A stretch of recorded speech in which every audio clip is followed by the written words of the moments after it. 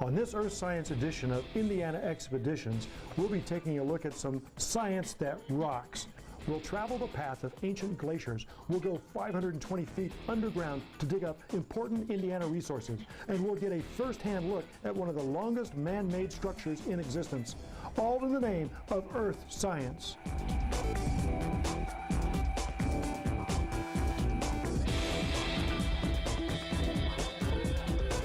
Try it yourself. Let's go check it out. Come on. Indiana Expeditions with Rick Crosslin is made possible through the generous support of the Dr. Laura Hare Charitable Trust, enhancing Indiana's natural environment through preservation and protection of ecologically significant natural areas and promoting environmental education, stewardship, and awareness.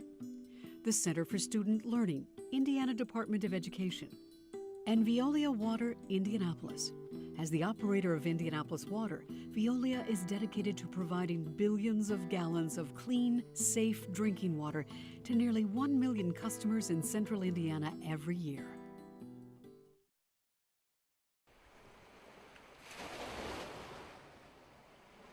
Welcome to another episode of Indiana Expeditions. I'm Rick Crosslin, and I'm standing here in Lake Michigan. And today's story is about forces that shaped the Earth. This is science. Try it yourself.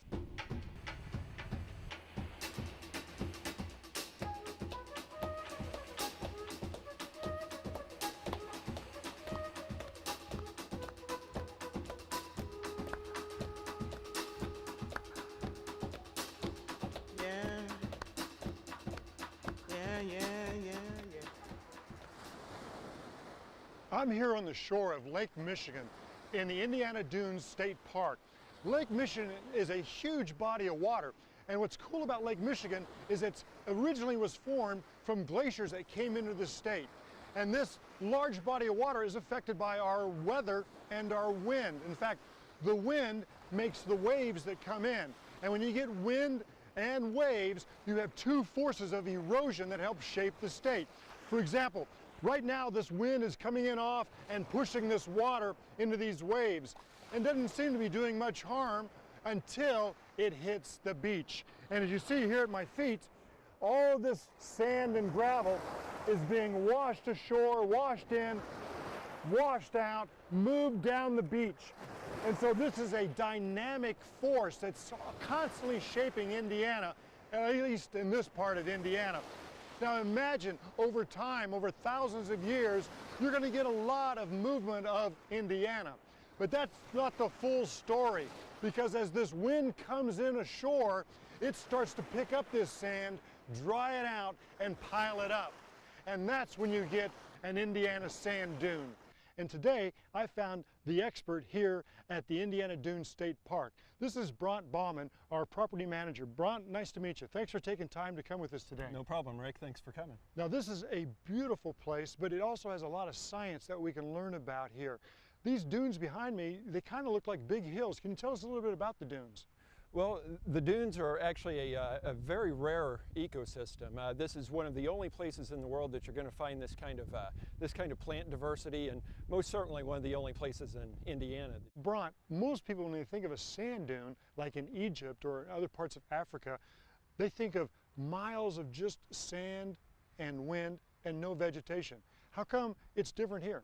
Well, for the most part, that is a correct perception, but the nature of sand dunes are they're typically in arid areas. Here we're in a temperate area that gets lots of rainfall. We're right next to a freshwater lake, so it's a different set of circumstances. The sand dunes being at the bottom of a freshwater lake with the rainfall we get creates a great environment for these plants to grow.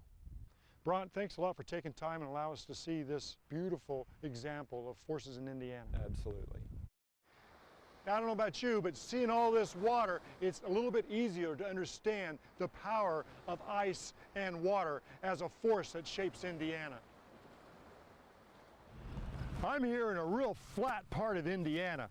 In fact, I'm out in a field that's been plowed. And another name for plowing is till.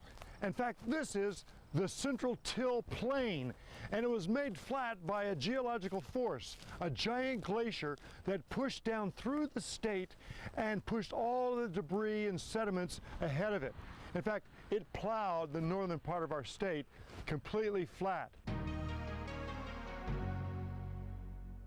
Did you know the tallest building in Indiana is 811 feet tall? Glaciers were over 9,000 feet tall. Here is a huge rock out in the middle of this cornfield, a rock that's not supposed to be here, a rock that came all the way from probably Canada and was pushed down with the glaciers. Okay, I'm on top of this rock, and I believe 2/3 of it is still buried underground. But this is a huge example of a rock that was brought down here. This rock didn't originate from here, but it's here now, and it would take a huge geological force to move this rock. But it's cool. From my viewpoint up here, everywhere I look is nice and flat. Those tremendous geological forces that push rocks and gravel and large metamorphic rocks from far north stopped here. But that is not the end of the story, because as those glaciers melted, the water continued to carve and shape Indiana. The beautiful hills of southern Indiana are not really hills at all. Over time, water has eroded the valleys around them, exposing the bedrock. Indiana is famous for a very dramatic feature where the land seems to drop away.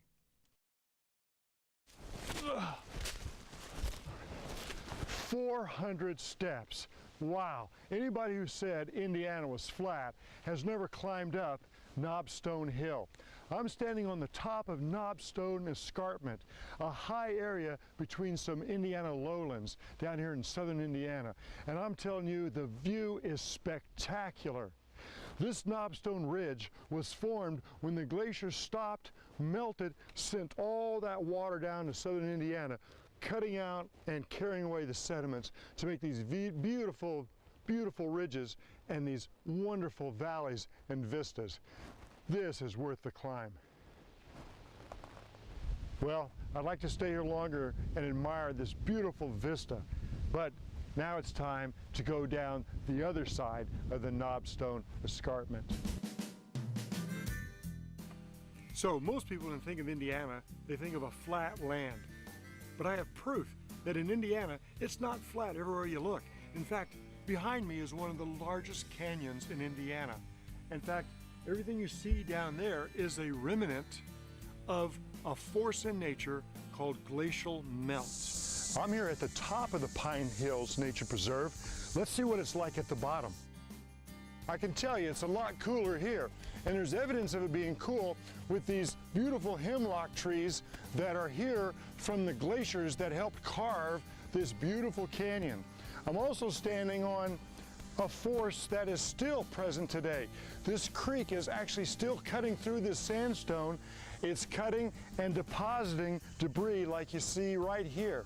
So these forces are not forces from long ago. They're actually forces that are continuing today here in Indiana. And we're getting ready to go to a very, very deep and perfectly cut place called the Devil's Backbone.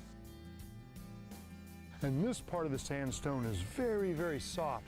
As a matter of fact, it turns back into sand sediments just almost by the touch. But higher up is a harder layer of sandstone that's acting as a capstone to hold this whole unique structure in place. And that's why it gets its name, the Devil's Backbone. But let's really go take a look at it up top. Well, I'm finally up at the top of Devil's Backbone. But by the looks of things, don't you think it would be better if we called it Devil's Sidewalk? But this is a spectacular view.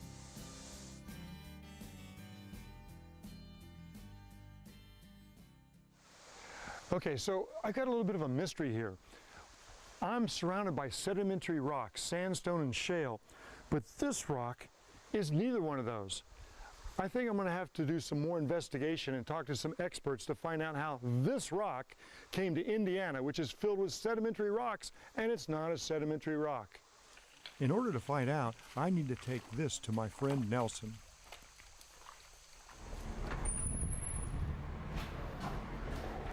Ah, Nelson. Long time no see. Hey, Rick. What have you got there? Well, Nelson, I've been across Indiana trying to solve a mystery, and I think this is a piece of granite, but I'm not sure. And so, best thing to do about science is when you're not sure is to ask an expert. So I thought I'd come to the Indiana Geological Survey, and this is the first time I've been here. This is a pretty cool entranceway. Yeah, we've been studying the minerals and rocks and fossils of Indiana since 1837. In fact, the United States Geological Survey grew out of some of our early work. So we look at a lot of these from citizens from all over the state. Be glad to take a look at it. Let's go see what's inside. Okay, cool. Before we talk about what's inside that rock, let's see how a rock of that sort got here. Okay. From as little as 10,000 years ago, glaciers spread through North America. Nelson explained that our rock was probably pushed down from its native home in Canada by glaciers that, when melted, not only pushed our rock down waterways with meltwater, but created our Great Lakes. But Nelson explained there was only one way to be sure of its origin. So let's take this and do what geologists like to do best. We'll hit it with a hammer. Let's do it. That's awesome. Awesome. Wow, that has actually got all kind of sparkling pieces just like those minerals you showed me upstairs. So we've helped uncover the mystery of how this Canadian igneous rock got down in Indiana, a state known for sediments and sedimentary rocks, rocks that were deposited a million years ago, and forces like glaciers that have shaped Indiana and made it what it is today. And thanks to Nelson, I know a little bit more about Indiana rocks and this rock right here, Nelson. Thanks. After talking to Nelson, I wanted to share my newfound knowledge with my friend Chuck Calley from Chapel Glen Elementary. When I arrived, Chuck was already doing a cool experiment controlling runoff water. What we have is we have 3 control groups to where we had the same composition in each creek bed. So we had rock, sand, and they actually measured it out in volume, what materials they were going to add to the riverbed. And then the variable group, they were charged the task of stopping erosion. So I showed them some examples that scientists are currently using through images that I captured on the internet. And they came up with, okay, we're going to put cloth down on top of the soil, use big rocks, or we're going to build a clay wall. And so we're testing which one of these 3 variables will control erosion the best. Right now we're doing science. We have controls, we have variables, we're measuring the data that we collected, we're analyzing the data, and this is doing science. Do you know how it's going to turn out? No, I have no idea, so we'll see. Chuck was using a model to explain how water can shape Indiana. A model is used in science to explain something that is not easy to reproduce. A big part of teaching science correctly is not giving the answers to your students. Better yet, let them find out and find out what might happen. If you didn't want your pond being filled up with sediments, would you, yeah? Chuck's class found that the clay wall was most effective in stopping erosion. This is science. Try it yourself.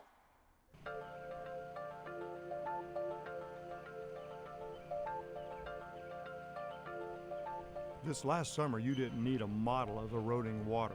Record rainfall caused massive flooding in Indiana.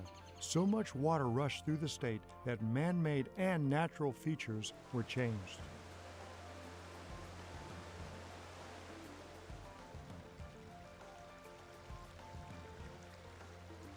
All of this water, powered by gravity, created new features on the land.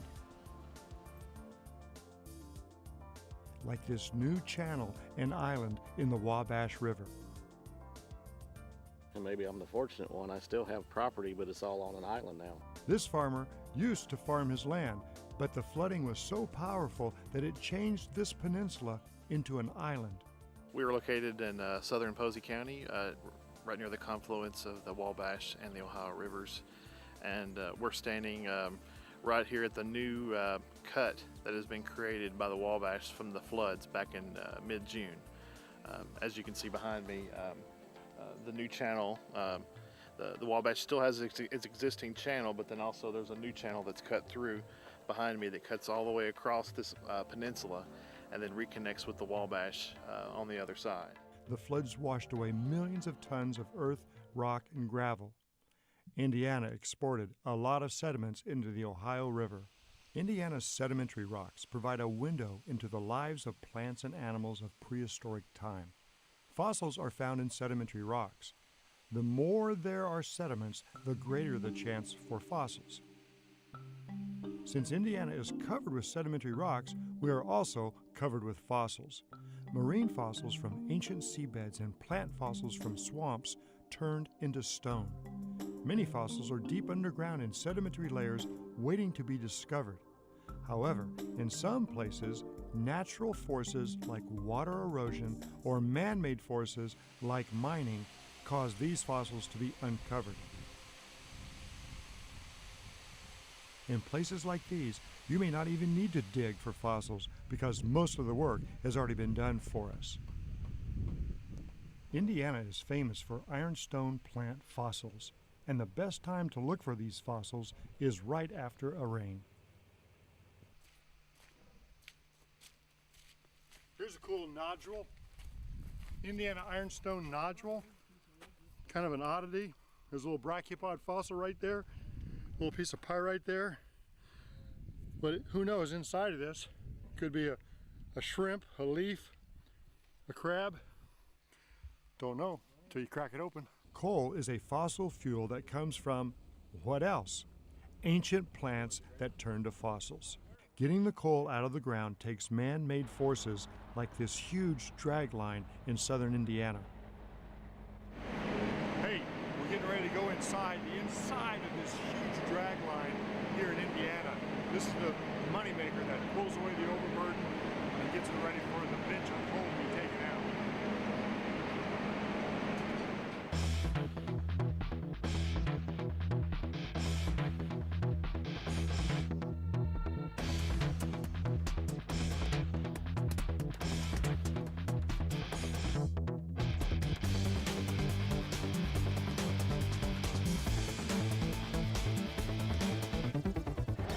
Check out the links in this chain. This is science. Try it yourself. We talked a lot about forces, but this is human forces that help shape the earth. Here's one of the largest drag lines scooping up this overburden, moving it out of the way so they can get at the coal. But the great thing is this giant hole here will be filled back in and reclaimed. This is human forces shaping Indiana. Coal mining today has stiff regulations on what happens to the land after the mining. Bruce, you telling me this used to be a mined area right here where we're standing? Absolutely. It's just the new age of coal mining and reclamation. Before the laws like the Surface Reclamation Act were put in place, miners in the past would just dump the refuge, and scenes like this were commonplace. This is not natural at all. This is the area that was described earlier as being before inception of the Surface Mining Act, prior to May 3rd, 1977, at which time coal companies did not have the understanding or the requirements to put back the land into a useful state. Due to the easily erodible nature of the refuge, water erodes this barren land much quicker than in nature, and it washes poisons into our waterways. However, there is still hope for this desolate environment. Dedicated people like Bruce and environmentally conscious Indiana coal mining operations work together to turn around the damage done over 50 years ago. In the old days, there was quite a bit of coal which actually did remain, and you can see some of that coal in the walls of this little valley. And those areas can be picked back up and sorted and actually sold. So a form of recycling of what was left can occur. A year from now, this area will have clover or alfalfa growing on it and will be cut for hay and will be able to be utilized by the landowner. Did you know the Great Wall of China is made of earth, stone, and man-made bricks and stretches over 58,326 football fields?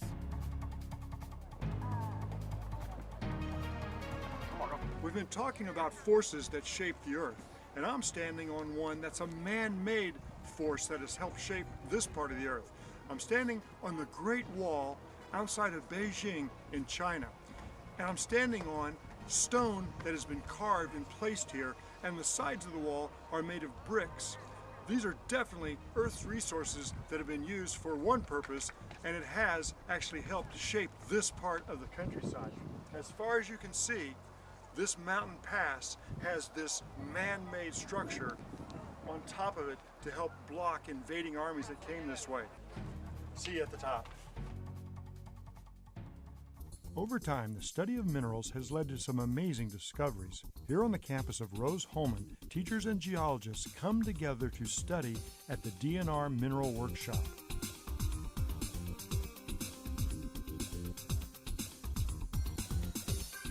Here, teachers can learn the best ways to teach their students about minerals. To get an up-close and personal look at one of Indiana's most famous minerals, I travel to Shoals, where a mineral called gypsum is turned into something that almost everyone has in their home: drywall. Well, we've been studying how forces shape Indiana and the sediments they leave behind. And I'm here today at a pretty special place in Indiana, National Gypsum. Before we head on down, is there anything special we need to do? I got my helmet, but is that it? It's actually pretty dark down there, so we'll get you guys a mine light and a self-rescuer. In case of an emergency, this is the thing that will keep us alive. 520 feet deep. Man goes down, gypsum comes up.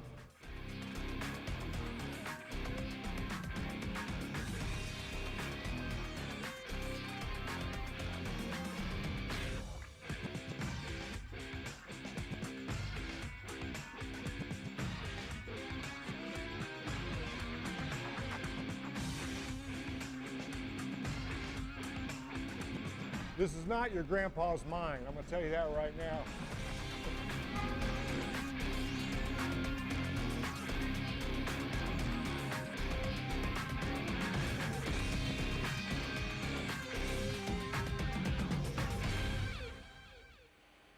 Keeping a city beneath the earth is not an easy task. Before new gypsum can be blasted, great care must be taken to secure the rock above. A giant pick machine knocks off potentially loose rocks on the ceiling. Then bolts mixed with resin are used to strengthen the ceiling. This is a two-part epoxy is all this is. He'll load the tube into the machine. Once he gets the hole drilled, you'll see the head transfer over. Air pressure will shoot this resin up in the hole. This little plastic piece right here helps sustain it in the hole till the rod comes around. And the rod will be shoved up in, bust the lining here. You'll turn it for 8 or 10 seconds and it's set up, and then the plate will help support the top. Okay, I'm right here in the face of the gypsum, and Jeff, I noticed we just watched the driller, and why is he putting all these holes here? Well, he's drilling these holes in the face. These are about a 2-inch diameter hole, and he's going in about 14.5 feet deep. And once he gets a series of these holes drilled on a certain pattern, we'll have some blasters come in here, fill these holes with explosives, and they'll blast this rock out for us to load to the crusher. After blasting the gypsum loose, the front-end loader gets to work moving the gypsum to the crusher.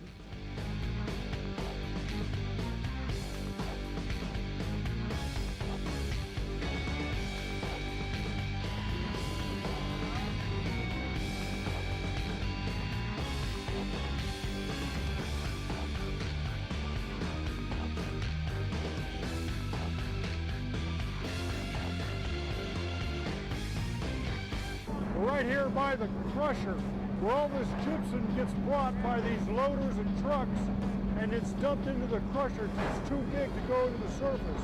So here it's crushed and put on conveyor belts that, remember, man down, gypsum up. This is where it starts its trail back up to the top.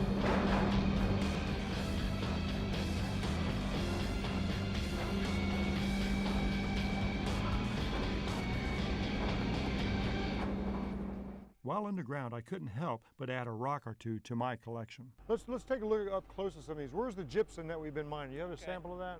This right here is the gypsum we've been mining. This is almost 100% calcium sulfate, and it has 2 water molecules on its molecular structure. This right here is another type of gypsum, and you can see a big difference in the color. This one here is blue. This is calcium sulfate, but it doesn't have any water on its molecular structure. And just by changing those 2 molecules, there's a big difference in the density of the rock, the color of the rock, and the hardness. Now, you call that anhydrite? Anhydrite. Which is Greek for? Without water. Anna, without, hydrite, water. And now, I always have my pocket knife with me, and this here seems really pretty kind of hard. It's quite a bit harder. And in this is a lot softer? Yeah. Well, I could almost carve this, and it's not as, I can't scratch. Well, wait a minute. You can scratch it with your fingernail. I can actually scratch my fingernail. So on the Mohs hardness scale, it's about a 2. So this is what we're after. But I see some other stuff. I saw a layer up on the rocks here. This was up in the ceiling here. And what is that? This white layer in here. This is also gypsum, and this is actually a crystal form of gypsum called satin spar. If I'm starting a rock collection, this would be the #1 place to start it. Hey, thanks. Let's go take a look what's going on upstairs, okay?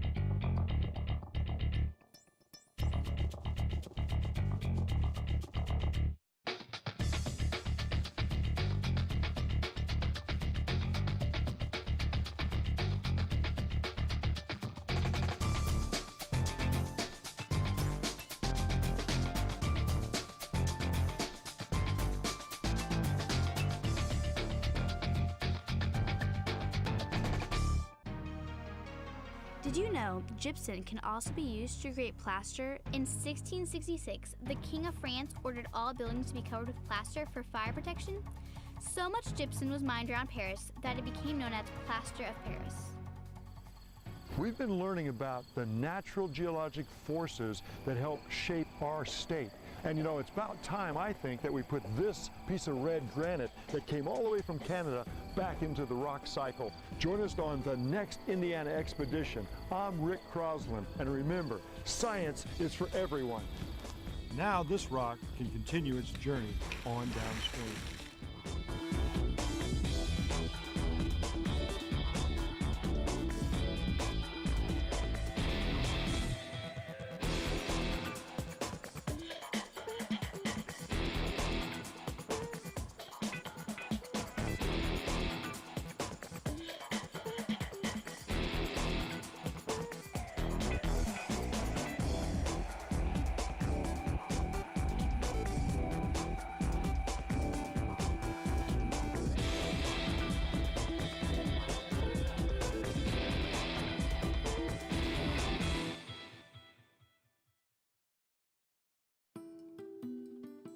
Indiana Expeditions with Rick Crosslin is made possible through the generous support of the Dr. Laura Hare Charitable Trust, enhancing Indiana's natural environment through preservation and protection of ecologically significant natural areas and promoting environmental education, stewardship, and awareness. The Center for Student Learning, Indiana Department of Education, and Veolia Water, Indianapolis. As the operator of Indianapolis Water, Veolia is dedicated to providing billions of gallons of clean, safe drinking water to nearly 1 million customers in central Indiana every year.